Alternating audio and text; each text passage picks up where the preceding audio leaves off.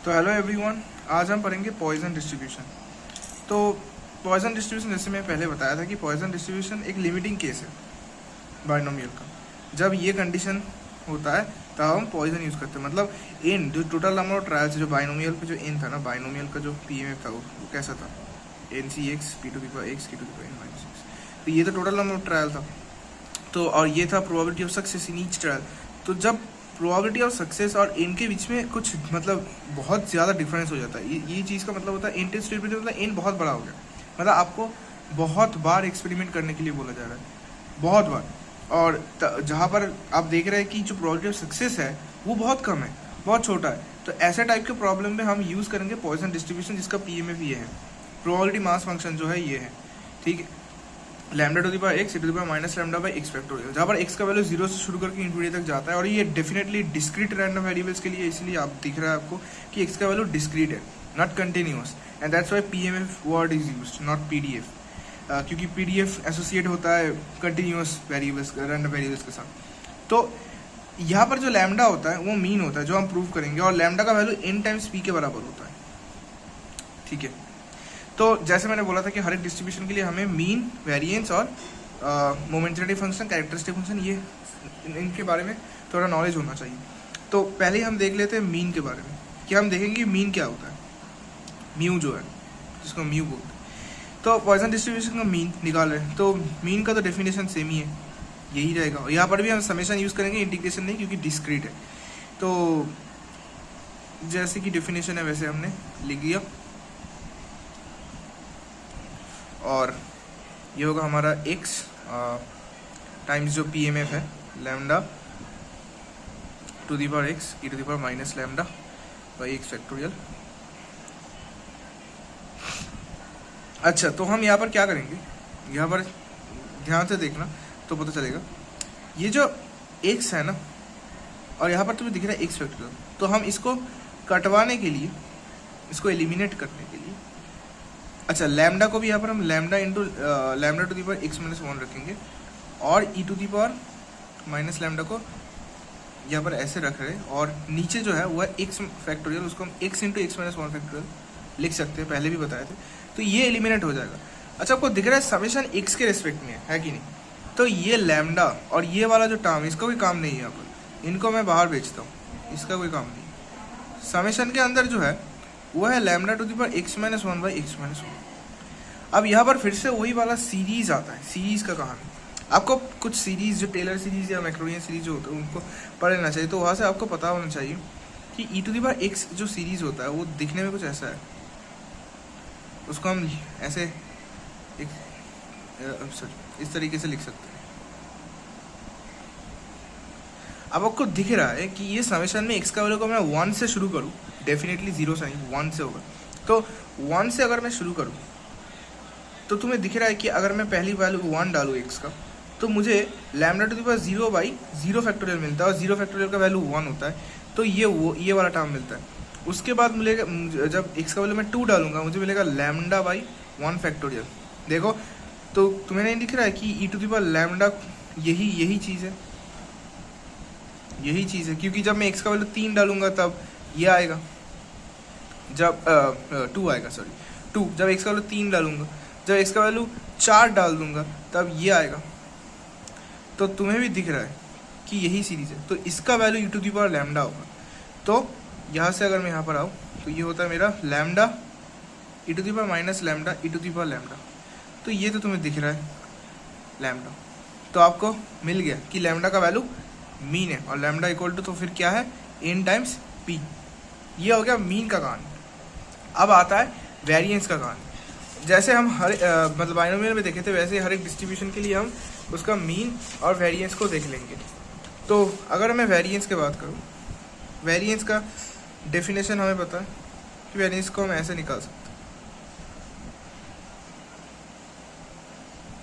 तो ये तो मीन है, मीन तो हमें मिल गया, हमें ये चाहिए। अब मैंने बोला था कि जब मतलब कभी कभी ऐसा होगा कि आपको ये सीधा फाइंड करने में थोड़ा प्रॉब्लम होगा, इसलिए आप ये निकालेंगे, ये आपको मतलब पैटर्न देखते समझ में आ जाना चाहिए। क्यों, आइए बताते हैं। अगर मैं इसको निकालूं तो इसका क्या होगा, summation X times X minus one और lambda to the power x E to the power minus lambda by X factor. आपको दिख रहा है कि यहाँ से मैं X into X minus one को एलिमिनेट कर सकता हूँ। ये पैटर्न दिख गया, ये पैटर्न आपको दिख जाना चाहिए। प्रैक्टिस करेंगे जितना उतना आपको दिखेगा, ये प्रूफ्स आ सकता है क्वेश्चन पे। अच्छा, तो लैम्डा को मैं यहाँ पर 2 बाहर करूँगा और lambda to the power x minus 2 लिखूँगा और E to the power minus lambda और नीचे एक्स इंटू एक्स माइनस 1 और बाकी जो है उसका फैक्टोरियल लिख दूँगा। ये तो एलिमिनेट हो जाएंगे और मेरे पास जो पड़ा रहेगा वो कुछ ऐसा है। अच्छा, lambda square e to the power minus lambda को भी बाहर लिख देता हूँ क्योंकि इन दोनों का ये काम नहीं, ना इसका ना इसका, सिर्फ ये वाला पोर्शन रहेगा अंदर। आपको फिर से दिख रहा है कि यहाँ पर फिर से वही वाला पैटर्न आ गया है, तो विदाउट एनी हेजिटेशन फिर से आप इसको ई टू दी पावर लैम्डा लिख सकते हो। तो आपको मिल गया कि इसका वैल्यू लैम्डा स्क्वायर हो रहा है। अच्छा, तो ई ऑफ एक्स माइनस 1 इसका वैल्यू आपको लैम्डा स्क्वायर मिल गया। तो इसके मतलब इसके अंदर जो है अगर आप अलग से देखेंगे तो आपको ये मिल गया है। तो ई ऑफ एक्स स्क्वायर आपको मिल गया जो है lambda square plus E of x मतलब मीन, जो आपको ऑलरेडी मिल गया है कि मीन का वैल्यू n टाइम्स पी है।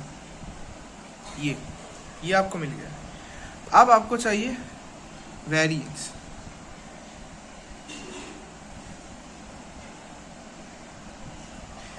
अब वेरिएंस को कैसे निकालें? वेरिएंस को निकालने के लिए आपको इसमें से ये माइनस करना पड़ेगा, इसमें से ये माइनस करना पड़ेगा, इसमें से ये। तो ये मुझे मिला था कुछ ऐसा और इसमें से मैं माइनस कर दिया ये। तो आपको क्या मिला? आपको मिला लैम्डा स्क्वायर प्लस ये मुझे मिल गया। अगर आप एन पी कॉमन ले लेंगे तो आपको दिख रहा है कि 1 माइनस पी मिला है आपको, और ये हो गया lambda square plus n p q. अच्छा, एक और बात, यहाँ पर मीन को हम लैम्डा भी तो लिख रहे हैं, तो ये एन पी की जगह लैम्डा लिख सकते हैं। तो आप या फिर एक काम कीजिए, ये क्यू लाने के बगैर एक काम कीजिए, ये स्टेप को मैं फालतू ही कर दिया, ये स्टेप करने की ज़रूरत नहीं है। अब एक काम कीजिए, इसको सीधा इधर लाइए और आपको मिला लैम्डा स्क्वायर प्लस ये चीज़ लैम्डा है माइनस ये चीज़ लैम्डा स्क्वायर है। तो आपको दिख रहा है कि ये कट के लैम्डा हो जाएगा, तो वो करने की ज़रूरत नहीं, सीधा ये कर दीजिए। ये थोड़ा मेरा गलती हो गया स्टेप में, ये करने की कोई ज़रूरत ही नहीं, क्योंकि हमें सीधा दिख रहा है कि ये तो लैम्डा है, लैम्डा स्क्वायर है, ये लैम्डा है, ये लैम्डा स्क्वायर है, तो लैम्डा स्क्वायर कट जाएगा, मेरे पास बचा रहेगा लैम्डा।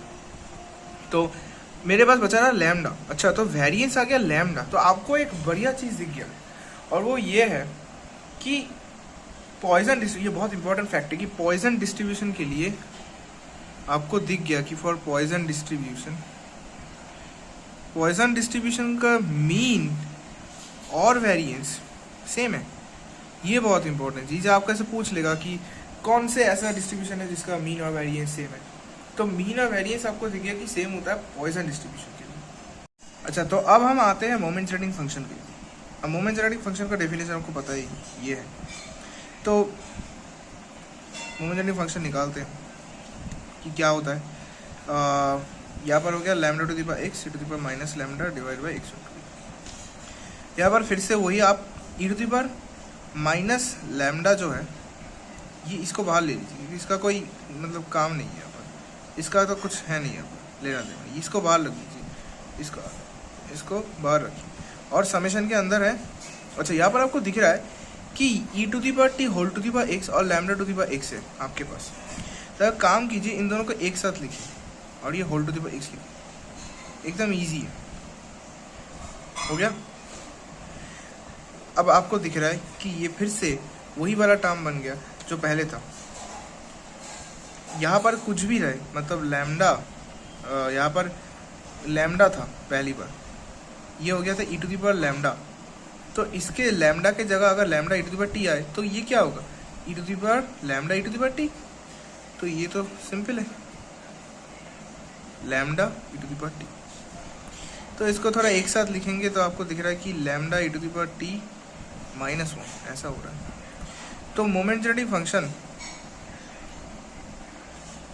ऑफ पॉइजन डिस्ट्रीब्यूशन क्या होता है, E to the power lambda times e⁻t-1। ये मोमेंट जनरेटिंग फंक्शन होता है। ये होता है moment generating function for Poisson distribution. क्योंकि कैरेक्टरिस्टिक फंक्शंस के जो मतलब जो डेफिनेशन है वो मोमेंट जनरेटिंग फंक्शन के साथ बहुत रिलेट करता है। कि मोमेंट जनरेटिंग फंक्शन में आपको दिखा था कि मोमेंट जनरेटिंग फंक्शन का डेफिनेशन ऐसा होता है, और कैरेक्टरिस्टिक फंक्शन को अगर मैं फाई से डिनोट करूँ तो उसका होता है यही पर बस एक आयोटा आ जाता है। बहुत रिलेट करता है, इसलिए यहाँ पर फाई एक्स को आप सीधा लिख सकते हैं कि जहाँ जहाँ पर टी है उसके साथ सिर्फ आयोटा आएगा। आपको दिख रहा है ये पूरे प्रूफ में यहाँ पर एक आयोटा होता, यहाँ पर एक आयोटा होता, यहाँ पर एक आयोटा होता, यहाँ पर एक आयोटा, यहाँ पर एक आयोटा। तो आपको दिख ही रहा है, ये कोई बड़ी बात नहीं है निकालना। ये होता है आपका characteristic function for Poisson distribution. तो पॉइसन डिस्ट्रीब्यूशन के लिए आपको मोमेंट जनरेटिंग फंक्शन और ये आपका कैरेक्टरिस्टिक फंक्शन, मीन, वेरिएंस, ये सब आपको दिख गया। और इम्पॉर्टेंट फैक्ट जो मैं फिर से बता रहा हूँ, जो आपको याद रखना है वो है कि मीन जो है वो वेरिएंस के साथ इक्वल है। ये बड़ा इंपॉर्टेंट चीज़ है मोमेंट पॉइसन डिस्ट्रीब्यूशन के लिए।